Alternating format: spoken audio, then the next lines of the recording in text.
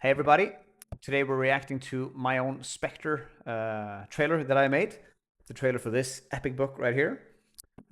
This is my science fiction military book, and it's freaking amazing. So I made this trailer for it using a lot of tools, a lot of AI tools, and then some editing and stuff myself. I did a lot of stuff myself, and I'll go through everything while we're looking at it. So we're just gonna let this play. I'll stop and I'll talk about lore stuff, who this might be, what we're looking at, and stuff. And I think it's gonna be really fun. So let's just get going and dive into this right here. One planet.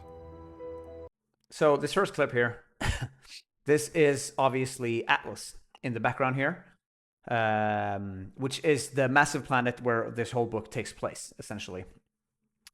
This could be Apex, which is the colossal battle station that humanity resides and lives in to go down to harvest the gas. The gas is called Caxonium, which is on the planet.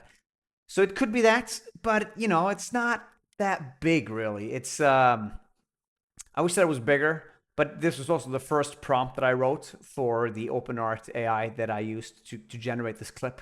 And the way you do it is you generate all these kind of images first, and then you do image to video, and you instruct it on what to do and what to make. And I'm not really that satisfied. There's clouds like in space. That was a big problem, by the way. Like, I would always get clouds in space. I would specify, do not give me clouds in space. And it's like, oh, okay, so you want more clouds in space then? That's not what I want. No. I just burped. Sorry. I just ate a lot of food.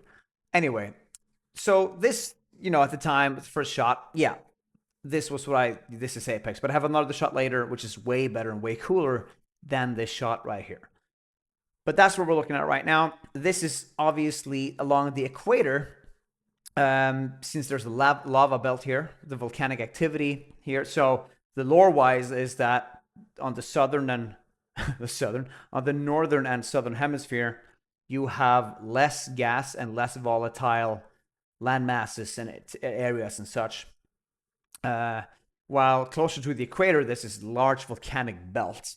And this large volcanic belt produces a lot of caxonium, but it's also very volatile, right? And Apex, the massive battle station that humanity, the battle station that sort of hovers over the planet, stays locked in place over this one area. It's called the volcanoes. And then you have the Vanguard. We'll get to them, but they have their own battle station, and that one is also over like the volcanic belt, right? Because that's where there's most activity and more gas to get, right? You need this gas. That's important. One planet. And that's the Atlas. That's the one planet, right? Now here, two empires. We have another view of Atlas. And now obviously we're inside of Apex, the battle station, right? And this, you maybe think this is Romax, big central character in the book, but I think maybe this could be Alistair instead.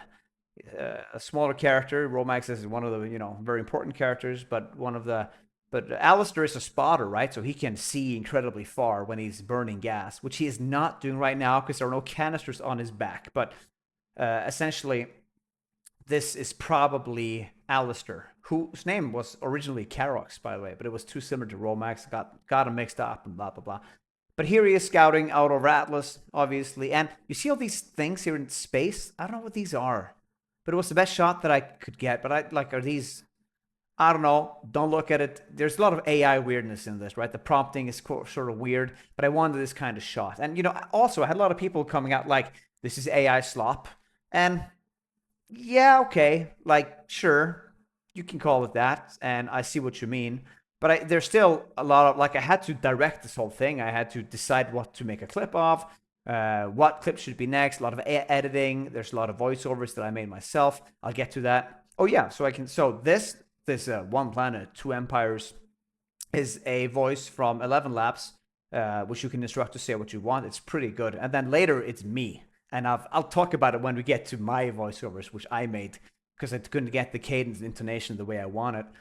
But, so now it's two empires. That's obviously humanity and the Vanguard, the enemies. They both want to claim this planet.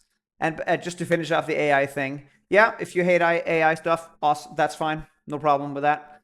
It's a great way to showcase my book and what it is about.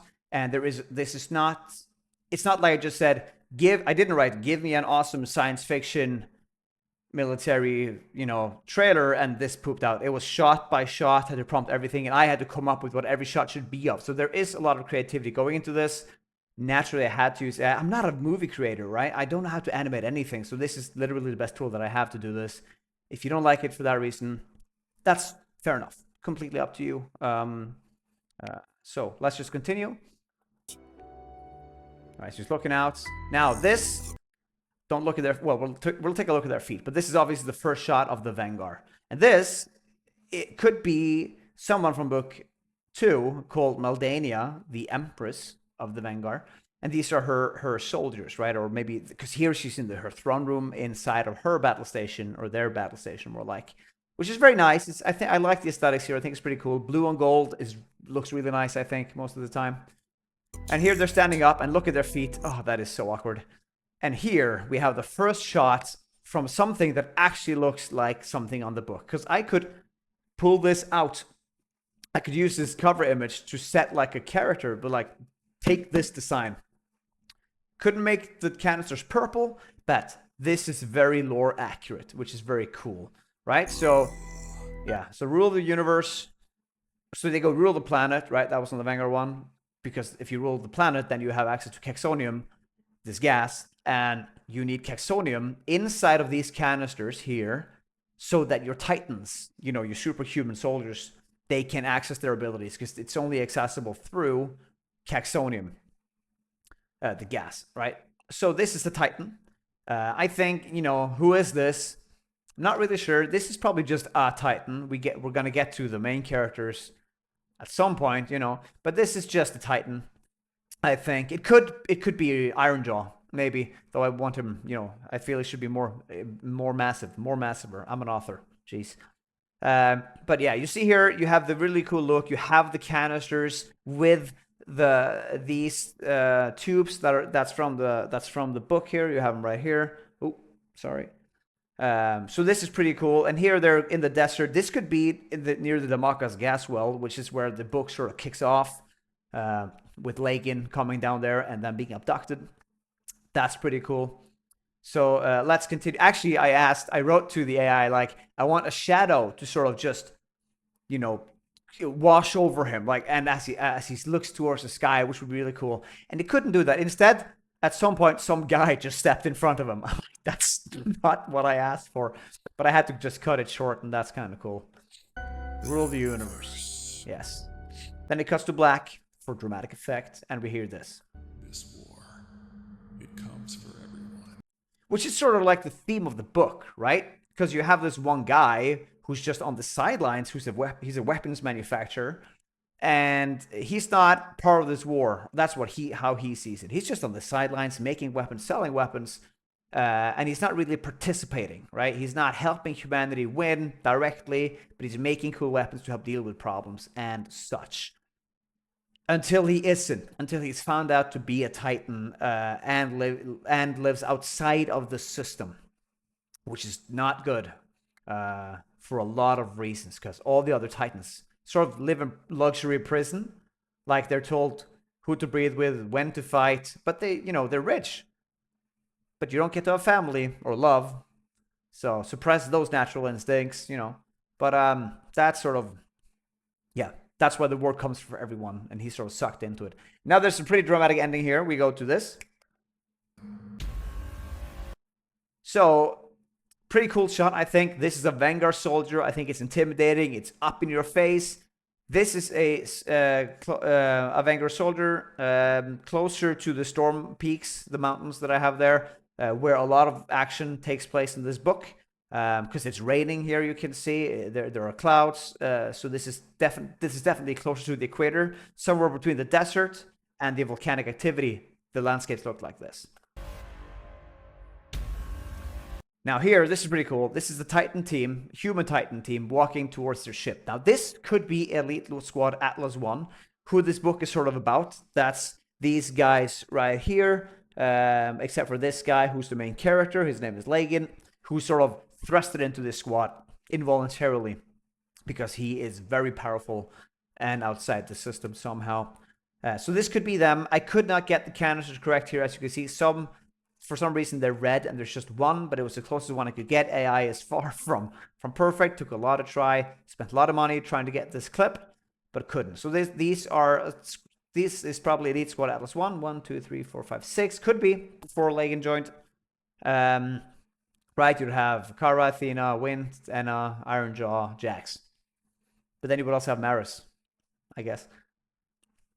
And they're walking towards the ship, ready to go to war. It's pretty cool. And look, it lights up on these two. Why? Why does it light up? Well, I can't control it, so.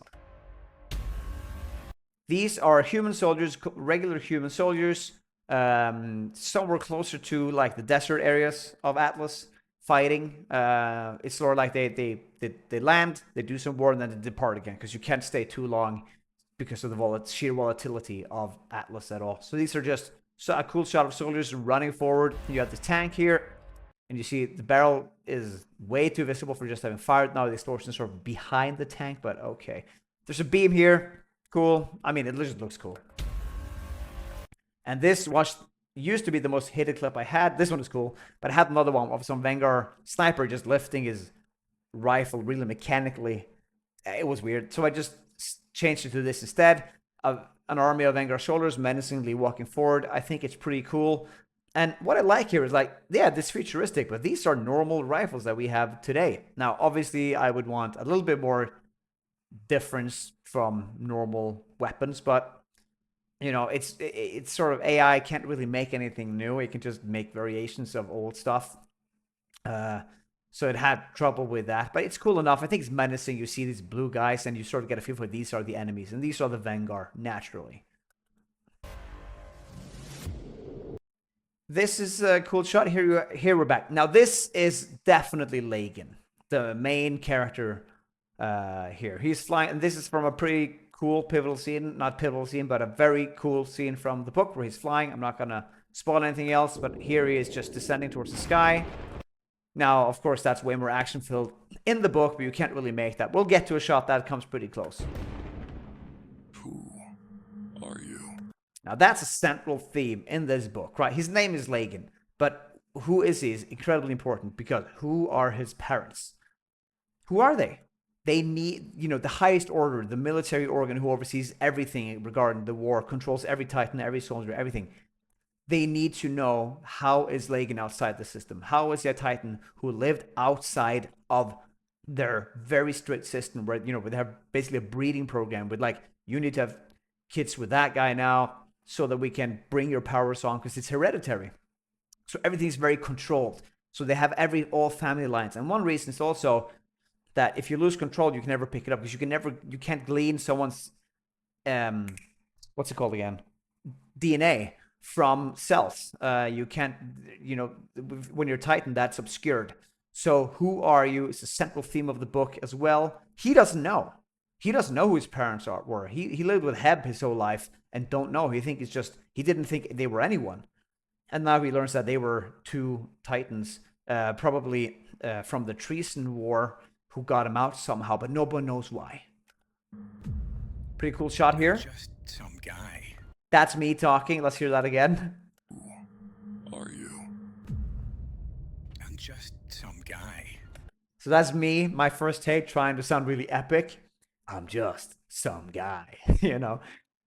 And what I did was I ran it through 11 laps with this rock radio station host with really deep voice. And it's too deep. And then I de-age it inside of CapCut using the teenager filter. And then it ended up like this. You can't really hear that it's me. If you know me, you can hear it, because you can hear it through the way that I talk. But if you don't know me, you can't hear that it's me, I think. Maybe you can. I don't know. But we'll see. And this is obviously like, okay, there's one thing AI cannot do. It cannot place a blade on your top, on the top of your forearm, so that it can end up. It can only hold swords. There's no way it can be done like this, where you see that his blades are sort of from poking out from gear on his forearms, like Titans do, because Spectre Titans, they have their blade protruding out here. Can't do that.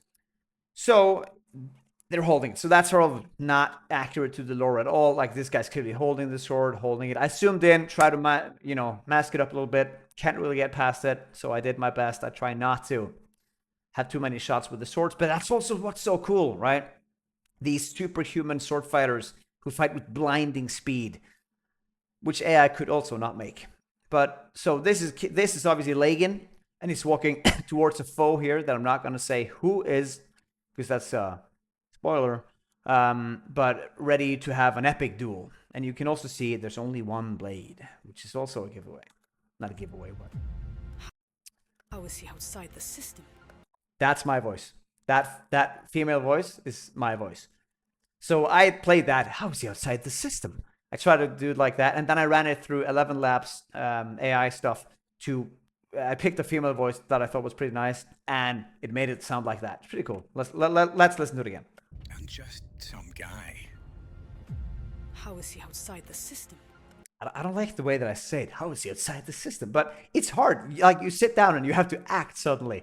Because you think, I'm just going to play a voiceover. And then you're like, oh God, I got to act now. But I did my best. I think it's pretty decent.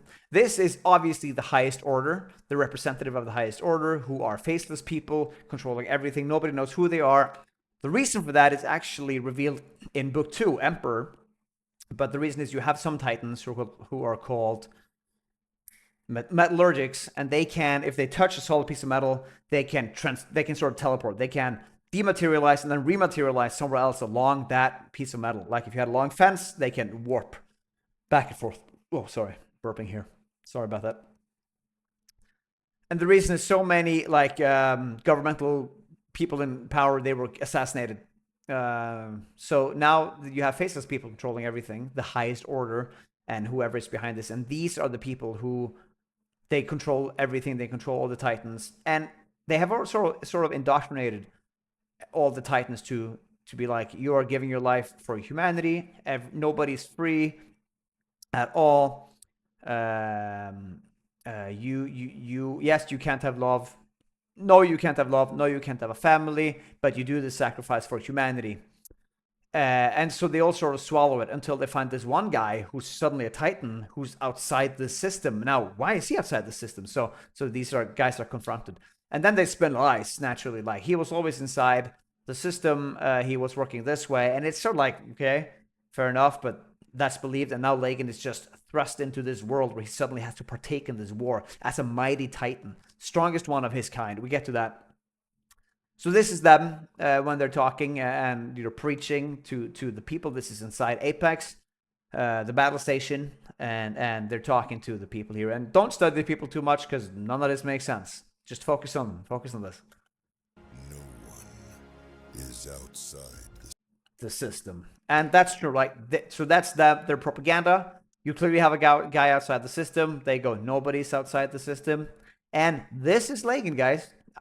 He can look like whatever you want him to look like when you read the book, of course. But that's a good representation of Lagan. I like that. So this is obviously at the Damascus gas well where the book kicks off. Humanity, or there's an explosion of gas. Kexonium flows freely into the air. That's why he's discovered. But the Vanguard Titans attack. Lagan is caught in the middle between human and Vanguard Titans. Titans are human, or are super soldiers. That's what we call them in this book. And he's discovered, after they drive off the Vanguard Titans, he's discovered to be a Titan. And this is obviously him, and this is Kara, the female leader of the squad. And her canisters look like shit. But I can't control everything. Start studying it, everything. Like, look at her hand when she grabs him here. It looks really weird. system. Look at that. Like, the hand isn't, like, she's not, this is her thumb, right? She's not grabbing anything, but okay, it's cool enough. So they're like, they're grabbing it. They're like, who are you? Like, what's your name? And Lagan is like, I'm just some guy, which is in the clip. So that's at the Max gas well. I don't know what this lightning is. Don't ask me. This isn't my war. Now, this is Lagan. Now he's been dressed up in Titan armor, got the suit, which is a big part of the book, getting his suit, because his suit is really cool with the AI. And you have the canisters on. He's sort of going like, he can't. First of all, Lagan loves technology. That's cool. So he marvels. So this is filled with a lot of stuff, this one shot here, because he loves technology. So he's like marveling at, oh my God, like this power at my hands right now. And in his blood too. You know, he has gas here. He has Kexonium in those canisters. But he's also terrified, right? Not like you. Right? He's not like them. Not a Titan. He's not a Titan. That's me talking, by the way. That's me talking. So let's listen to this. Is outside the system. This isn't my war. This isn't my war. Not like you. I'm not like you. Not a Titan. I'm not a Titan. So I think I did pretty well on that one, actually. I think that's pretty good.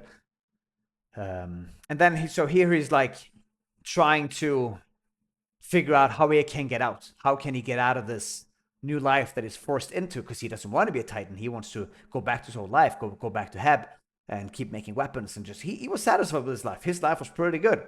But now he's put into fight with the greatest squad of Titans that humanity has in this planetary war, which has only been on the sideline off, and now he's put on the front line, the front lines, and he's forced to fight. So yeah, it's not very he doesn't like that at all. So that's him. You are the strongest Spectre humanity has ever seen. That's also me. That's me again. I think that's kind of, you can hear my accent and such. This is more of a representation of that scene. So there's a scene in the book where they test him and test his blood, because they're like, he's the highest order of command stat. He needs to go into your squad, the little squad Atlas 1, they tell Kara. And they're like, well, we're not going to have him. We need to test him first to see how good he is. And then he has a 9.9 power level, which goes to 10. And he's a tier 2 Titan, which are weaker than tier 1 Titans. Sorry. So that's like never heard of. You're wasting genes, you're wasting power on him. So how is that possible? That he's the strongest Spectre kind of Titan? Because there are different kind of Titans, right? You have Bastion, Metallurgic, Tempest, Imploder, all these things. And you have Spectre, which is what Lende is. Lende is a Spectre. And they can run really fast. Like not like the Flash, but pretty close. And they wield swords. And they fight super fast. It's really cool. And this is sort of representing that. But I was like, I need this many men, this many women. They need to have this. Blah, blah. They just could not do that. Just created this, right? So this could be, they look too old as well. Like none of the Titans are that old. But this could be Ironjaw. Wind, maybe. That'd be good. Jax, maybe this guy. And I don't know what this is. Is this a man or a woman? I'm not sure. So it could be Athena then, you know. She's sort of mannish, but she's a crazy berserker. That's that scene anyway. So that's Lende in the middle. Your life. And here we have an overview again. This is Atlas, obviously, and we're getting into the meat of the whole thing. Overseeing everything. This is probably Alistair again, overseeing everything because he's a spotter. Belongs to human. He looks a little bit too much around. Fight. This is a cool shot. This shot is so cool. It's so good. So here we have Lende plummeting towards Atlas, being fired upon by the Vanguard, obviously, and it's a really cool shot. Past this part here, the shot doesn't really make much sense. He just starts flying. It's very weird. But so I used what I could here. And this is, of course, a very cool scene in the book. I won't say too much, but something unexpected happens, and they got to deal with that stuff. And this is also where the squad sort of turns around, and Kara is not just such a bitch to him anymore, which is kind of cool. Here we have a cool overview, as if Apex is way, way further. Apex is the battle station again, and it's way further back from Atlas, the planet. And it's just a cool shot of a hangar with some spaceships, with some sparks. Now, this is kind of cool. This can be 2 Titans that I'm not going to name, about to face off. The canisters are different here. I used VO, as you can see, because I use different engines, right? Some engines do this better than others to create this and this. But these are every time it says VO down here, you're looking at an expensive shot. Those were the most costly ones that was there. So these are 2 Spectres about to have a duel, probably, but there are no swords because we're limited here.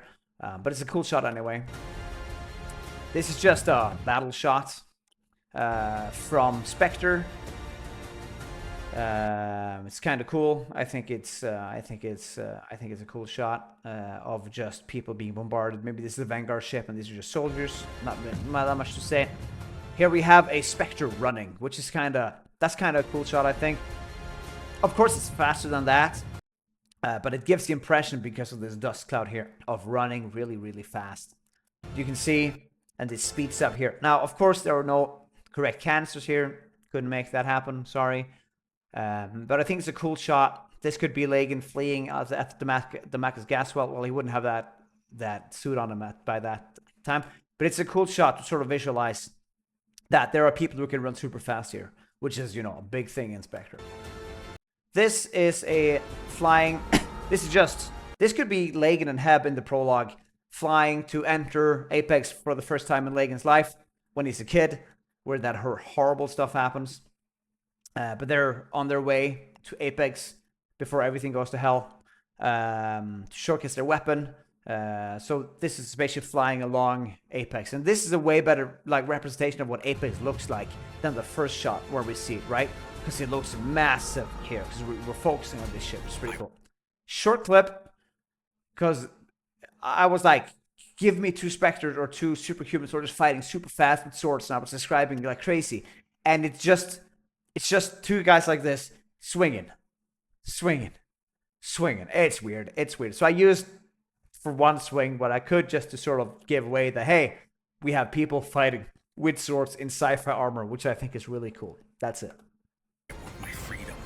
This is the last battle of the book, where they need Drash Scourge's blood. This is an overview where the Titans come in. That's what this is supposed to be. If you study too much, it doesn't make much. None of this makes much sense, but it's cool anyway. Here we have Lagan storming past Vanguard soldiers, which is kind of cool. And this is something I really can't tell you. You're gonna have to guess. It's just a cool clip, right? Look at this. Comes at the cost of humanity. Which is sort of like also the Lagan wants to flee. He wants to get away, but he's also maybe what can save humanity in this war, because he becomes very influential because of the way that he thinks and the way that and how defined he is. And is he the son of the ultimate traitor that started the war so long ago? Maybe he is. Who knows? So he becomes very popular because how he views human life. Because Titans are very like, oh, I'm a Titan, so don't mess with me. I'm worth more than you. And Lagan is also a Titan, but he doesn't view it like that. He's not worth more than a normal soldier. Now, of course, he sort of is because of what capabilities he possesses, but the human soldiers fall behind him, right? And there's like this brewing tensions inside humanity while they're fighting the Vanguard, which is not good. But so, like, if he's going to pursue freedom, well, that might cost humanity. Humanity might go extinct. And then there's, then he won't be able to live because he's famous now. Like, the Vanguard hate him because he did some shit to him. So that's sort of that clip. And here you just have Spectre, the War for Atlas has begun. That it's on Amazon. So that's that. Thank you. Oh, look at this. I'm a huge UFC fan, so this is just that. Thank you so much for watching. I hope you enjoyed my breakdown. I hope you enjoyed me watching my own trailer and my commentary of the book. I hope you liked the book. If you read it, please like and subscribe for more content. And I might keep doing this because this was sort of fun. So goodbye, guys.